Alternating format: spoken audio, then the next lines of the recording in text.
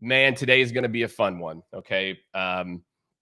Many organizations live in silos, right? They have operations, enablement, and then I'd say like the sales team here or marketing or success team. It's almost like you've got a triad of teams, and the reality is none of them, they kind of like work together in this like middle-ish world. The reality is, you should have your revenue organization and then an organization that is supporting that.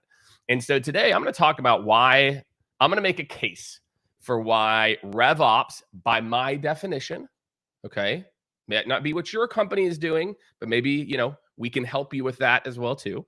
Why RevOps should own Playbook and everything, whether you want to put enablement within or readiness within revenue operations. I'm going to make a case for why I think that's the truth.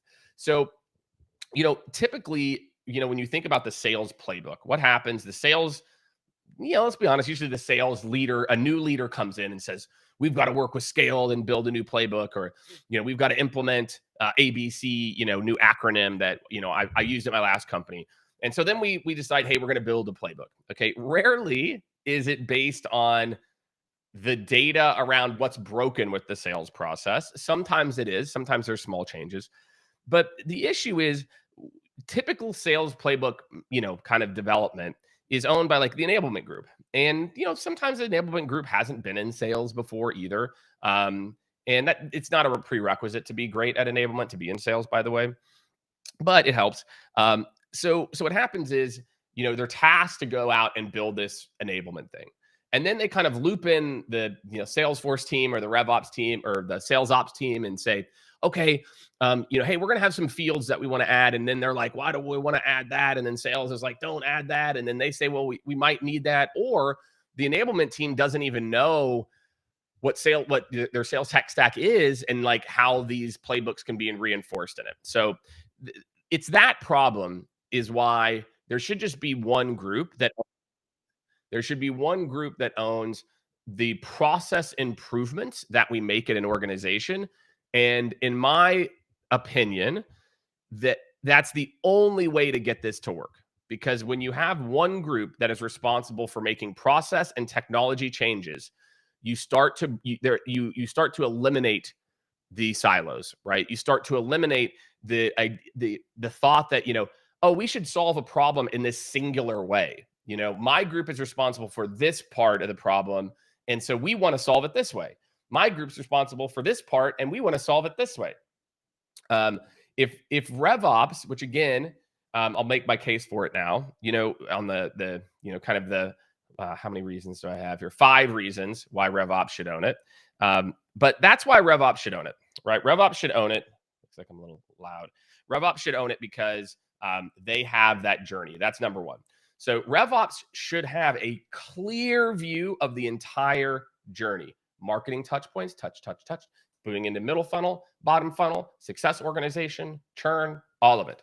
Now, and what you would think is, guess what? Our playbook can't just be about this. The playbook needs to think about the customer experience like this. The playbook starts here and it ends here. Even if you are, a new business team, if you don't think like, okay, I know what's happening at the beginning of my funnel, so therefore these interactions are going to look like this. Then again, if you're just starting here, you're going to treat everyone as the same like entry point. And the reality is treating everyone, who comes in the same is a mistake. Especially with today's buyer, where people are coming in educated, vetted, they've done their homework. And then how do we triage those people? So when you think about the marketing intro, you're like, okay, where does our playbook start if someone comes in this way? Where does our playbook start if someone comes in this way? What about this? And do we skip people ahead, etc.? And so it really, when RevOps looks at the holistic picture and they can build a playbook that is based on the holistic customer journey, that is a win. Okay. RevOps, number 2, is RevOps goal in life is process optimization and effectiveness and efficiency. Okay, those 3 things, right?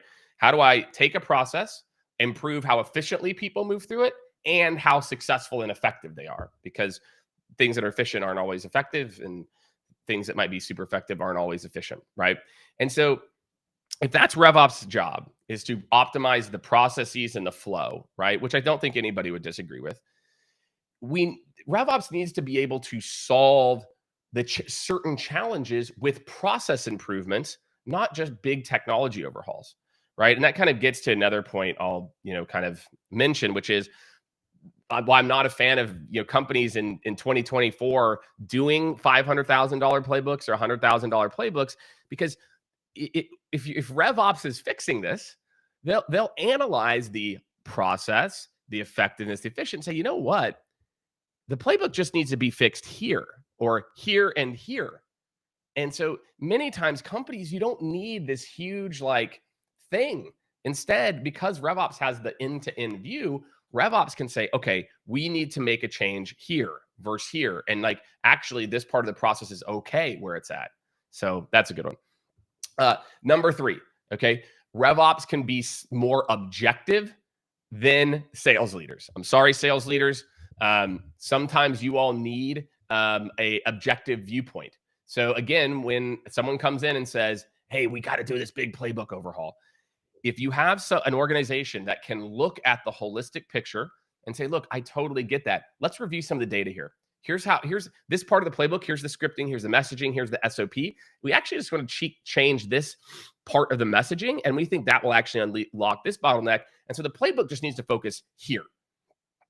So instead of going off of someone's gut or intuition on we need to solve everything, you eliminate that and you make your decisions on process improvements based on data.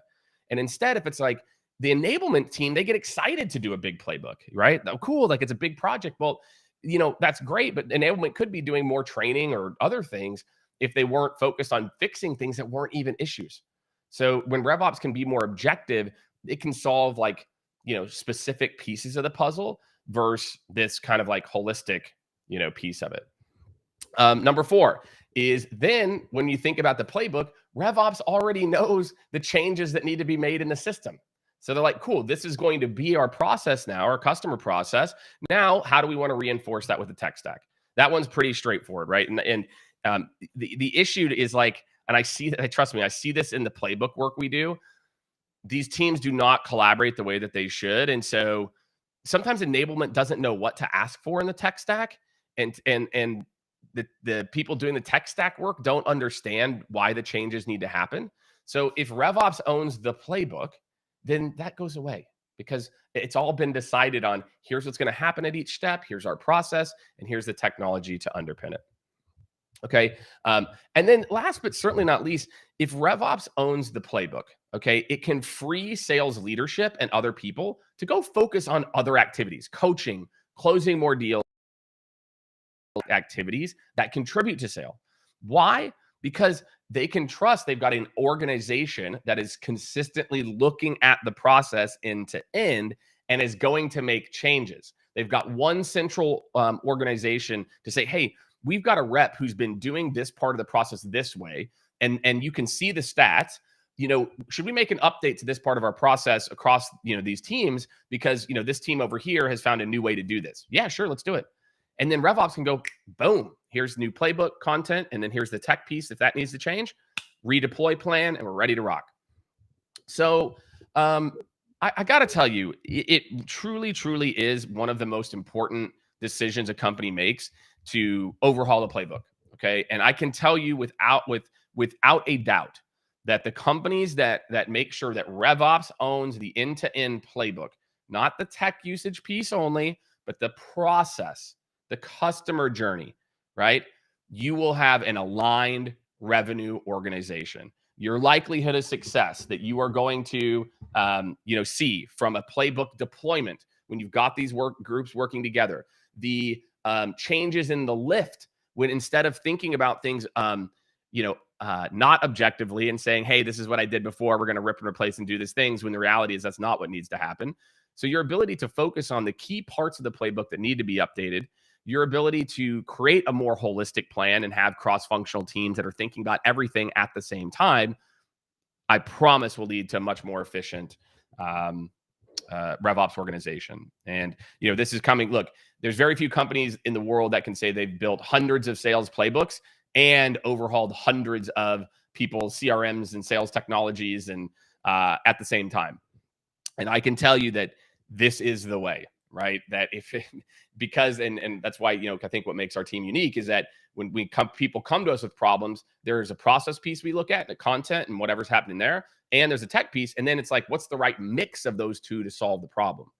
And so that's why we do what we do. That's why we've got the capabilities that we have. So that's what I got. Like quick and easy on a Monday. Quick little, what do we got here? 11-minute hitter.